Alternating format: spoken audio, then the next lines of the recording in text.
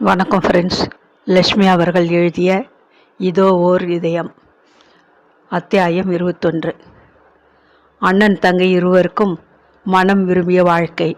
அதில் ஏற்பட்டு நிறைவான இன்பத்திலே 6 மாத காலம் விரைந்தோடி விட்டது. வேணி குடும்பத்தின் பொறுப்பை ஏற்றதுமே டாக்டரின் தாய்க்கு பெரும் விடுதலை. அடுத்த கிராமத்திலே வசித்த தன் மகளை அவ்வப்போது போய் பார்த்து விசாரிப்பதும் கோயிலுக்கு போவதுமாக அவள் பொழுதை மகிழ்ச்சியுடன் கழித்து கொண்டிருந்தாள். மனமான பின்னர் பகல் உணவிற்கு வீட்டிற்கு விரைந்தோடி வரும் பழக்கத்தை மேற்கொண்டிருந்தான் சண்முகம். வாயில் வராந்தாவின் தூணை பிடித்து கொண்டு வேணி அவனுக்காக காத்திருப்பாள். இன்னைக்கு ரொம்ப கேஸுகளா களைச்சி போயிருக்கீங்களே.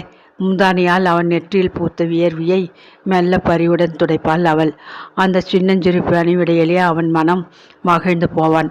எத்தனை களைப்பானாலும் வீட்டிற்கு வந்து இந்த அழகு முகத்தை கொஞ்சம் பார்க்காவிட்டால் பிறகு வேலையே ஓட மாட்டேங்குதே. அப்படி ஒரு மயக்கம். தான் கூட இப்படி மாறுவேன்னு கொஞ்சமும் நினைக்கலை. ஆமாம், அதன் ரகசியம் என்ன? அப்படி என்னத்தான் காந்த சக்தி உன்கிட்டே இருக்குது? ம் ம் குஞ்சியபடியே அவளை மெல்ல அணைத்தபடி உள்ளே வருவான்.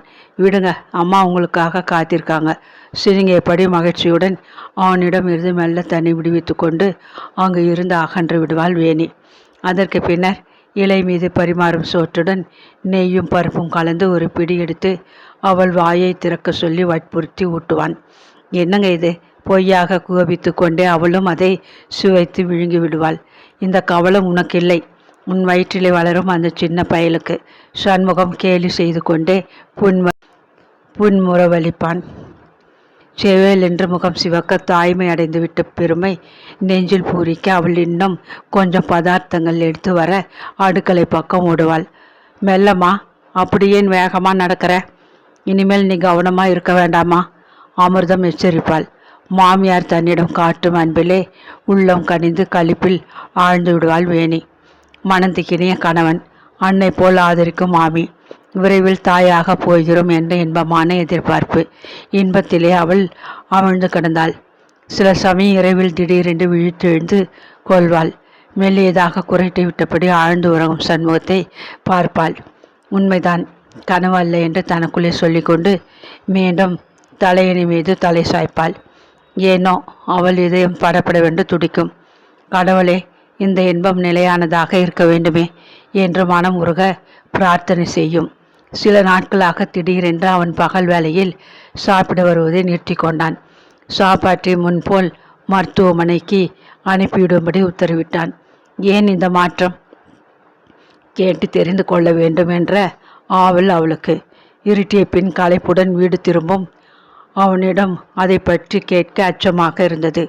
ஆனாலும் நெஞ்சின் நெருடி அந்த விஷயத்தை கேட்காமல் ஒத்தி போடவோ மனது இடம் கொடுக்கவில்லை. தலைக்கு குளித்துவிட்டு துவாலியால் துவட்டியபடி அவன் அறையின் கண்ணாடி முன் நின்று கொண்டு இருந்தான். காஃபி டம்ளருடன் வந்த வேணி அதை அருகிலிருந்து முக்காலி மீது வைத்துவிட்டு துவாலியை வாங்கி அவன் தலையை தானே துவட்டிவிட தொடங்கினாள். இந்த உபச்சாரமெல்லாம் கொஞ்ச நாளைக்குத்தான். அப்புறம் அவன் கேலி செய்த போது அவளுக்கு துணிவு பிறந்தது. ஆஸ்பத்திரியே கதி என்று சாப்பாட்டுக்கு கூட வரமாட்டேங்கிறீங்களே, வேலைக்கு சாப்பிடாட்டா உடம்பு கெட்டு போகாதுங்களா?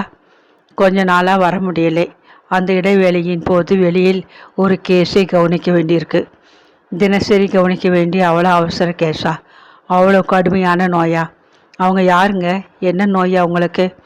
ஒரு வைத்தியர் தான் கவனிக்கும் நோயாளியை பற்றிய விவரங்களை யாரிடமும் சொல்லக்கூடாது. அது தெரியுமா உனக்கு? மனைவியிடம் கூடவா? நோயாளியின் உடலை வருத்தும் நோயை பற்றி வைத்தியர் தனக்குள் ரகசியமாக வைத்து கொள்ள கடமைப்பட்டு இருக்கிறார். ஒரே ஒருவருக்கு மட்டுமே தெரிந்த உண்மைத்தான் ரகசியம். சண்முகம் சிரித்தான். வேணிக்கு மனத்தாங்கல் தான். மனைவிக்கு கூட சொல்ல முடியாத அப்படி ஒரு கட்டுப்பாடா?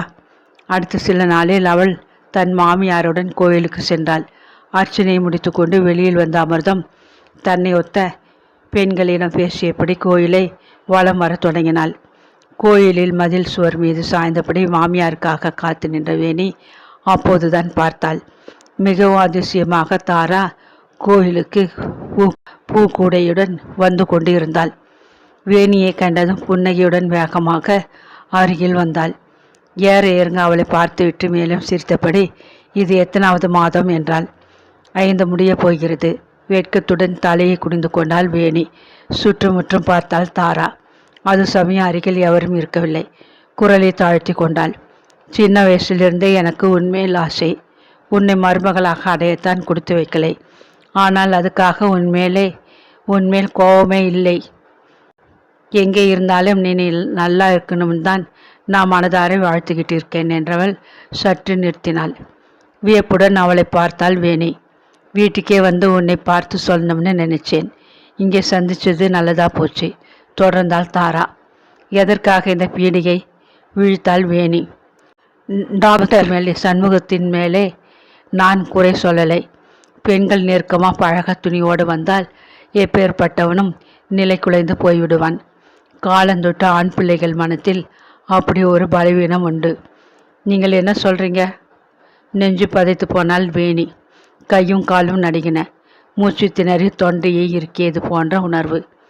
கொஞ்ச நாளாக நான் தினசரி பகல் நேரத்தில் டாக்டர் சண்முகத்தை அந்த சிதம்பரத்து வீட்டில் பார்க்கிறேன். அந்த நேரத்தில் சிதம்பரம் வீட்டில் இருப்பதில்லை.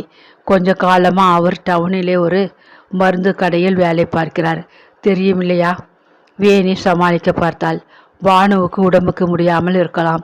அதனால் இவர் அவங்களை கவனிக்க போய் வந்திருக்கலாமே. முறவழித்தால் மெல்ல.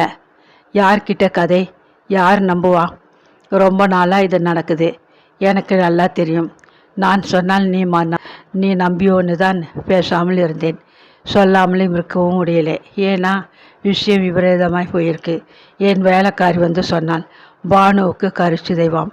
4 நாளாக எழுந்திருக்கவே இல்லையாம். படுத்து கிடக்கிறாளாம். அதுக்கு காரணம் யாருன்னு நான் விளக்க வேணாம் இல்லையா? சொல்லிவிட்டு தாரா வேகமாக கோயிலுக்குள் நுழைந்து விட்டாள். வேணிக்கு உடல் சில்லிட்டு போன உணர்வு. நெஞ்சை அமுக்கி பிழிந்த துயரம். ஓவென அழவேன போன்ற ஆதங்கம். சண்முகம் அவளுடைய ஆசை கணவனா இப்படி ஒரு துரோகம் செய்வார்? அவள் தலை சுற்றியது. திரும்ப வீட்டிற்குள் நுழைந்த உடனே அவளுக்கு வயிற்றை குமட்டி கொண்டு வந்தது. பகலில் சாப்பிட்ட உணவு அனைத்தும் வாந்தியாக வெளியே கொட்டிவிட்டது. அப்படியே மயங்கி தரையில் சாய்ந்து விட்டாள். அமிர்தம் பதறி போனாள். முகத்தில் நீரை தெளித்து தண்ணீரை பருக செய்ய முயன்ற போது வேணி தொடர்ந்து மேலும் மேலும் வாந்தி எடுக்க தொடங்கினாள். மகனை உடனே ஓடி வரும்படி தணிகையிடம் சொல்லி அனுப்பினாள். அமிர்தம். சண்முகம் காற்றாக பறந்தோடி வந்தான். கட்டிலின் மீது துவண்டு கிடந்த வேணியின் முகத்தை பார்த்தபோது அவன் உண்மையிலே பயந்து போய்விட்டான். லேசாக கண்களும் முகமும் வீங்கியிருந்தன. மெத்து மெத்தென்று இருந்த கை விரல்களும் நீர் கோர்த்து நின்ற பாதங்களும் எத்தனையோ கண்டிப்பாக இருந்த போதிலும் எப்படி இது ஏற்பட்டது? பதட்டத்துடன் கட்டில் ஓரத்தில் வந்து உட்கார்ந்தான். வேணி, உடம்பை என்ன செய்து? பரியுடன் கேட்டபடி அவள் நெற்றி மீது புரண்ட கூந்தலை ஒதுக்கினான். மனசுதான் என்னவோ செய்து. நீங்கள் கூட இப்படி ஒரு காரியம் செய்வீங்களா? அவள் கண்களில் நீர் பொங்கி வழிந்ததை கண்டு திடுக்கிட்டு போனான் அவன். அந்த பானுவோட எத்தனை நல்லா சிநேகிதம். நல்லா படித்த அறிவாளி. நீங்கள் கூட தவறான ஒரு காரியத்தை செய்து எத்தனை அவமானத்தை தேடிக்கிட்டீங்க. அவள் விம்மினாள். அடியுண்ட வேங்கை போல் சினமுற்று கொண்டிருந்த அவள் முகத்தை கண்டதும் அவனது ஆத்திரம் சட்டென அடங்கி போயிற்று. வேணியுடன் கோபமாக தருகிக்க இது சமயம் அன்று. தாய்மையின் போது பெண்களுக்கு ஏற்படும் ஒரு கோளாறு அவளுக்கு அப்போது தொடங்கியிருக்கிறது. முதலில் அவசரமாக அவளுக்கு தக்க சிகிச்சை செய்தாக வேண்டுமே. கடவுளே, இது என்ன சோதனை? மனம் புழுங்கிய அவன் பரபரப்புடன் தன் மருத்துவ பையை திறந்து துழாவினான்.